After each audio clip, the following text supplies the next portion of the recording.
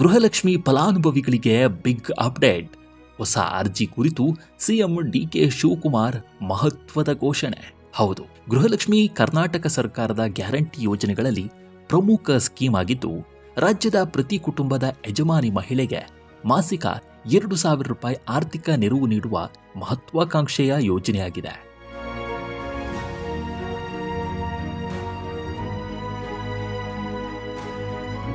ಆದರೆ ಇದೀಗ ಗೃಹಲಕ್ಷ್ಮಿ ಪರಿಷ್ಕರಣೆಗೆ ಸರ್ಕಾರ ಮುಂದಾಗಿದ್ದು, ಫಲಾನುಭವಿಗಳು ಹೊಸದಾಗಿ ಅರ್ಜಿ ಸಲ್ಲಿಸಬೇಕಿದೆ.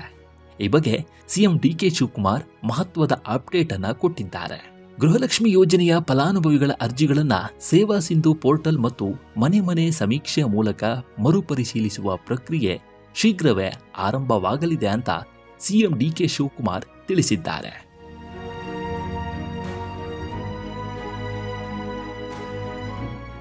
ಮರುಪರಿಶೀಲನೆ ಹಂತದಲ್ಲಿ ಫಲಾನುಭವಿಗಳ ಬಯೋಮೆಟ್ರಿಕ್ ಮತ್ತು ಮುಖಚಹರೆ ದೃಢೀಕರಣ ಪಡೆಯಲು ಅವಕಾಶವನ್ನು ಕಲ್ಪಿಸಲಾಗಿದೆ. ಇದೇ ಉದ್ದೇಶಕ್ಕಾಗಿ ಮೊಬೈಲ್ ಆ್ಯಪ್ ಮತ್ತು ವೆಬ್ ಪೋರ್ಟಲ್ ಅಭಿವೃದ್ಧಿಪಡಿಸಲಾಗಿದ್ದು, ಅವುಗಳ ಅಂತಿಮ ಹಂತದ ಪರಿಶೀಲನೆ ನಡೀತಾ ಇದೆ ಅಂತ ತಿಳಿಸಿದ್ದಾರೆ.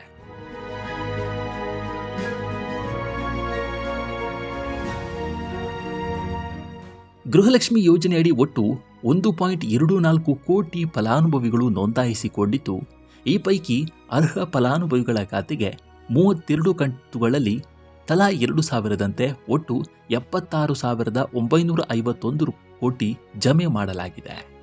ನೋಂದಾಯಿತರ ಪೈಕಿ 3,13,000 ಫಲಾನುಭವಿಗಳು ಮೃತಪಟ್ಟಿದ್ದು, 1,10,000 ಮಂದಿಯ ಖಾತೆಗೆ 117.31 ಕೋಟಿ ಜಮೆಯಾಗಿದೆ. ಅದರಲ್ಲಿ 40 ಕೋಟಿ ಸರ್ಕಾರದ ಲೆಕ್ಕಶೀರ್ಷಿಕೆ ಮರುಜಮೆ ಆಗಿದೆ ಅಂತ ಡಿಕೆ ಶಿವಕುಮಾರ್ ತಿಳಿಸಿದ್ದಾರೆ.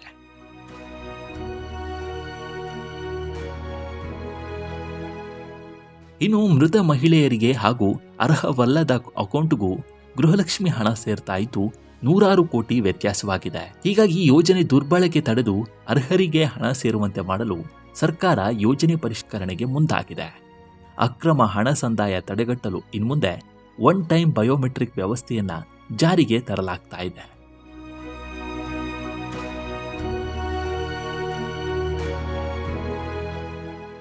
ಗೃಹಲಕ್ಷ್ಮಿ ಗೃಹಜ್ಯೋತಿ ಯೋಜನೆಗಾಗಿ ಅರ್ಜಿ ಸಲ್ಲಿಕೆ ಕಡ್ಡಾಯ ಮಾಡಿದ ಸರ್ಕಾರ ಶೀಘ್ರದಲ್ಲೇ ಅರ್ಜಿ ಸಲ್ಲಿಕೆಗೆ ಅವಕಾಶ ನೀಡಲಿದೆ.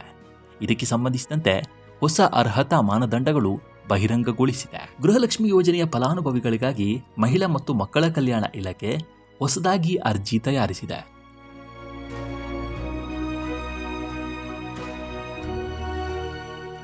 ಹೊಸ ಅರ್ಜಿ ಮತ್ತು ಅದರಲ್ಲಿ ಇರುವ ಪ್ರಶ್ನೆಗಳನ್ನು ಸರ್ಕಾರ ಮತ್ತು ಹಣಕಾಸು ಇಲಾಖೆಗೆ ಪ್ರಸ್ತಾವನೆ ಸಲ್ಲಿಸಿದೆ.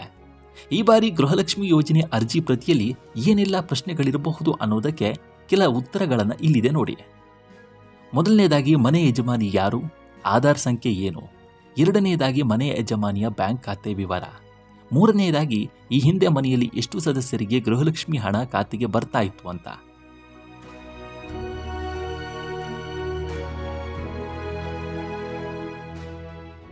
ನಾಲ್ಕನೆಯದಾಗಿ ಯಾವ ಜಾತಿ ಅಂತ. ಐದನೆಯದಾಗಿ ಮನೆಯ ಯಜಮಾನಿಯ ಪತಿಯ ಹೆಸರು ಮತ್ತು ಆಧಾರ್ ಸಂಖ್ಯೆ. ಆರನೇದಾಗಿ ಆಧಾರ್ ಕಾರ್ಡ್ ದಾಖಲಾತಿ ಸಲ್ಲಿಕೆ. ಏಳನೇದಾಗಿ ಐಟಿ ಮತ್ತು GST ಪಾವತಿದಾರರ ಅನ್ನೋ ಬಗ್ಗೆ ಮಾಹಿತಿ. ಎಂಟನೆಯದಾಗಿ APL ಕಾರ್ಡಾ ಅಥವಾ BPL ಕಾರ್ಡ್ ಇದೆಯಾ ಅನ್ನೋ ಬಗ್ಗೆ ಮಾಹಿತಿಯನ್ನು ಸಲ್ಲಿಸಬೇಕಾಗತ್ತಂತೆ.